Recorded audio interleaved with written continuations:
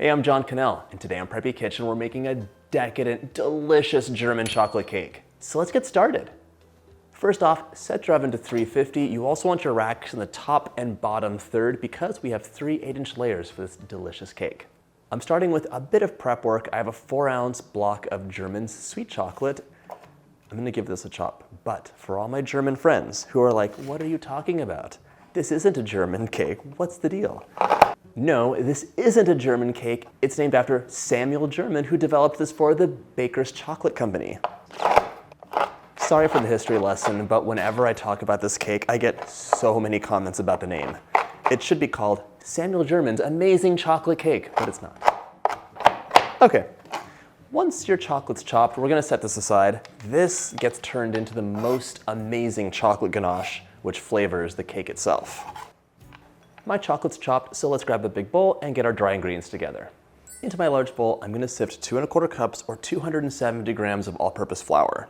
This is just enough flour to hold the cake together. It's the most delicate chocolate cake ever. I love this recipe. I also want 1 tablespoon of cocoa powder. The chocolate we just chopped is gonna give us most of that flavor, but a little bit of cocoa powder will help amp it up. There are 3 leavening agents in this cake.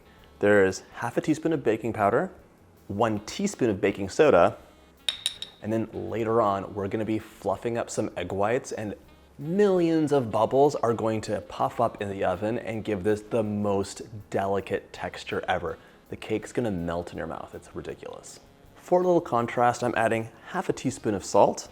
A little salt goes a long way in helping you really taste the chocolate.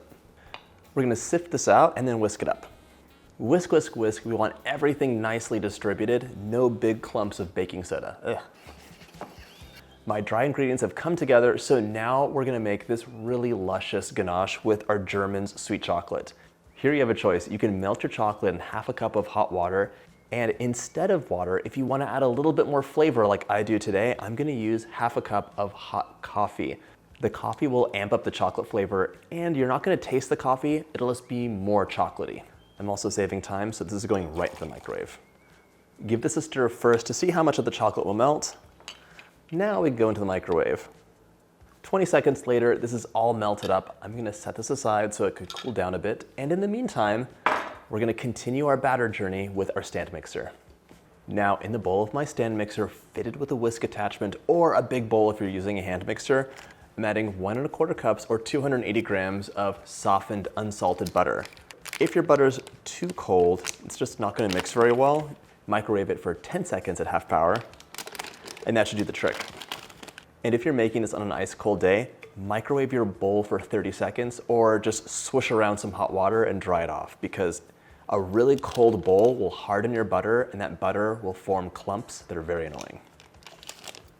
I'm gonna beat this butter on medium speed until it's smooth and creamy. It's gonna be about 30 seconds, maybe a minute.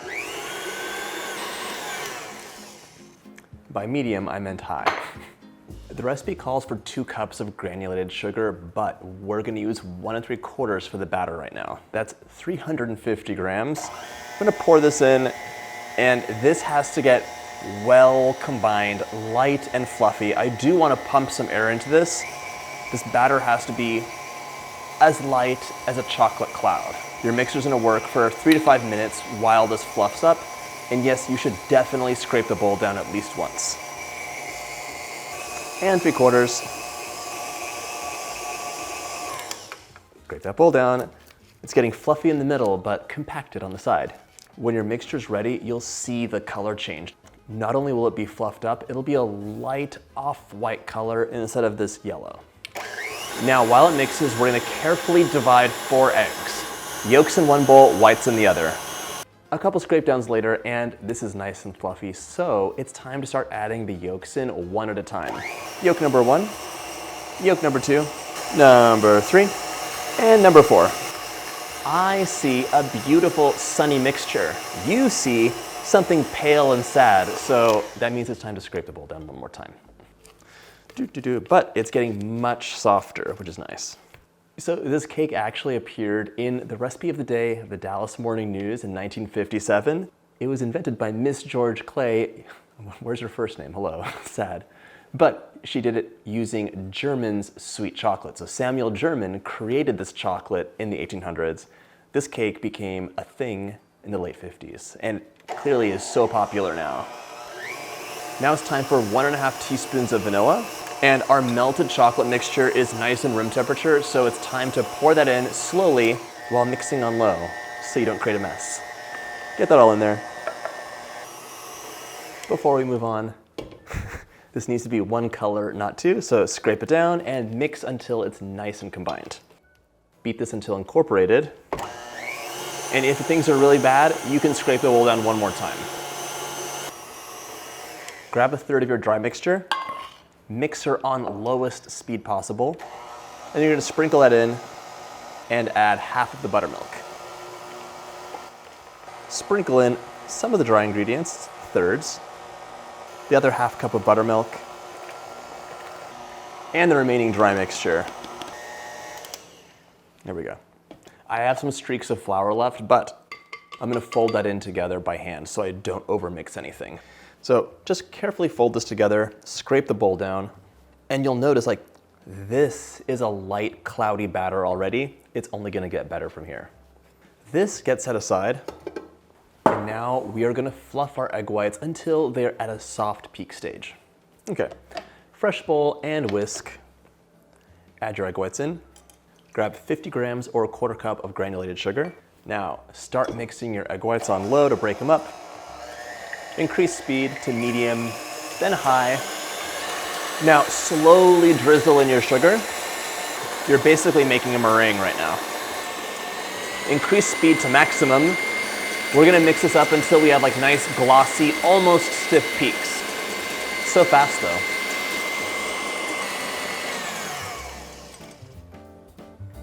That's perfect, look at that. I love adding sugar to my egg whites when I fluff them up for a batter because it gives them so much more strength. Normally if you just mix the egg whites in, they just evaporate and collapse right away. I feel like the sugar gives it more structure. I love this, that's so nice. Our mixer's done and it's time to combine these two carefully. Grab about a cup of your beautiful mixture of egg whites, plop that in, and it's time to fold. But this is the sacrificial dollop. Cut into the mixture, scrape the bowl down, and come back up. And you can see the batter really is becoming lighter. I like to move the bowl as I go, so just gently folding it all together. You'll see the batter really lighten up, but we do lose a lot of those air bubbles. They sacrifice themselves so the rest of our egg whites can go in and really maintain their fluffiness. Fold carefully. There's no rush. Eventually you'll see the streaks disappear and it will all be ready to go into your pans. Tonight I'm going to my friend's house for dinner and I of course volunteered to bring the dessert, and I timed this video specifically so I could bring this German chocolate cake to my friend's house. One of my favorite things about this cake, aside from the delicate chocolate cake itself, is that luscious coconut pecan frosting. It is amazing, and there's never enough of it, so I think I'm gonna double the recipe today, which you can always do with the frosting. So I have thick gobs of it in between each layer. It's gonna be very rich and decadent. Beautiful light chocolate batter. It's like a chocolate feather. Set that aside. We're gonna transfer this into our 3 8-inch pans, and it goes right into the oven. It's actually okay to have one layer that's thicker, that could be the bottom, because the frosting is quite heavy and it can compress the cake at the last layer. Grab an offset spatula and smooth your batter into a nice even layer. My cakes are ready to go into the oven, 350 for 30 to 35 minutes, or until you can gently press and the cake springs back in the center, or a skewer comes out clean. Rotate the pans halfway through baking at the 15-minute mark so they bake really nice and evenly. While these bake, we're gonna make the most amazing frosting ever. As I said earlier, I'm doubling the frosting recipe. It's kind of ridiculous, but it's what I like, and this is a no judgment zone. So grab 1 cup or 2 cups if you're doubling like me of pecans, plop them onto a baking sheet, and we're gonna toast these. These can go into the oven 350 for 8 to 10 minutes, mixing them up halfway in between, or if your oven's occupied, you could also toast your pecans in a large skillet over medium heat. Just shake them up and keep them moving. I have 2 ovens, so this is going in there. Once your pecans are fragrant and toasted, we're gonna chop them fairly fine. If you can find chopped pecans at your store, you can skip this step. My toasted pecans are nicely chopped. I'm gonna set that aside and grab a medium saucepan because this frosting is made on the cooktop. Like I said earlier, I'm making a generous amount of frosting. If you want things to be a little stingier or thinner, go ahead and have it. It's super easy. Into a medium to large pot, I'm adding 2 12-ounce containers of evaporated milk, 3 cups of granulated sugar, that's 600 grams, and I know it's a lot, but it's a lot. 6 egg yolks, and 1.5 cups of unsalted butter, 3 sticks or 340 grams. And you can cut your butter into smaller pieces if you want it to melt faster. And for a bit of contrast, I'm adding a healthy pinch or a 1/4 teaspoon of salt. This gets placed over medium heat. We're gonna stir constantly until the mixture thickens. Make sure you have your 3 cups of sweetened coconut flakes and your 2 cups of chopped pecans ready to dump in. We're gonna stir this constantly over medium heat until it comes to a boil and starts to thicken. That can take anywhere between, let's say, 8 to 12 minutes. Totally depends on your cooktop. Like, is this induction? Is it gas? Is it propane? Is it electric? So everyone's stove is different. You just keep an eye out. As soon as your mixture comes to a boil, you'll notice it starts to thicken almost immediately, and you'll be able to tell because the bubbles get a little bit bigger and they have a bit more of a burpy, like bloop, bloop, bloop, characteristic to them. I'm gonna take this off heat now. You don't wanna overcook it, and it's time to add our delicious add-ins. Add your pecans in, give them a stir, and I'm going to just break up any big chunks of coconut and sprinkle those in, just like I do for brown sugar. 1 teaspoon of vanilla. Give this a good stir so everything gets mixed in and soaked. And as I was saying earlier, resist the temptation to taste this now. It is hot as fire, and it'll give you like a horrible sugar burn. So we're gonna stir, stir, stir, and let this sit for at least 30 minutes up to an hour until it's a nice spreadable consistency. It could be slightly warm, but it cannot be hot.